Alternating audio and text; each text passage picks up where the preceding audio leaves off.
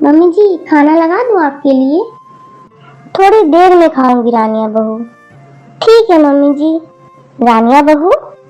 जी mummy जी। क्या हुआ रानिया बहू, कोई बात है क्या? नहीं मम्मी जी, कोई बात नहीं है। अरे रानिया बेटा, कोई बात है तो बता दो, ये समझो कि तुम अपनी माँ को बता रही हो। मम्मी जी पता नहीं, इस बार जब मैं अपने मायके गई तो मुझे अजीब सा लगा। भाभी ने भी इस बार मुझे कुछ खास वैल्यू नहीं दी।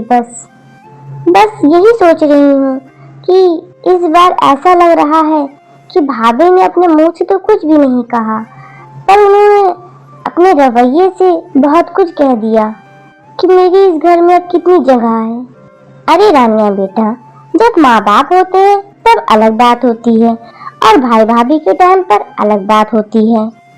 देखो बेटा, जब तुम अपने मायके काजू कतली लेकर जाओ और तुम्हारे हाथ में पैसे रख दिए जाएं और कह दिया जाए कि अपनी पसंद से सूट ले लेना, और जब तुम 1 किलो लड्डू लेकर जाओ मायके और तुम्हें रखा हुआ सूट दे दें मायके वाले, तब समझ जाना चाहिए कि तुम उस घर की एक फुप्पी और ननद बन गई हो। और जब तुम 2 दर्जन केले लेकर जाओ ना अपने मायके और तुम्हारी भाभी हंसकर 150 रुपए दे दे, तो समझ जाना चाहिए कि अब तुम उस घर की फुप्पी सास बन गई हो। इससे यही समझ जाना चाहिए कि अब तुम्हारा मायका जानने का कोई मतलब नहीं है। तो रानिया बहू, बस मैं यही कहना चाहती हूँ कि वक्त के साथ सब बदल जाता है।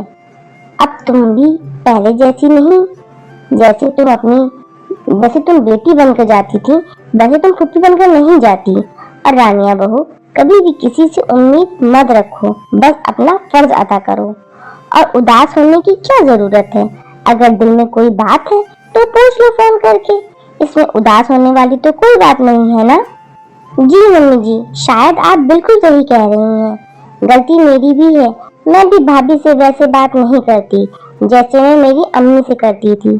ठीक है मम्मी जी, मैं खाना बाद में लगाऊंगी, पहले मैं अपनी भाभी से बात करके आती हूँ। ठीक है रानिया बहू।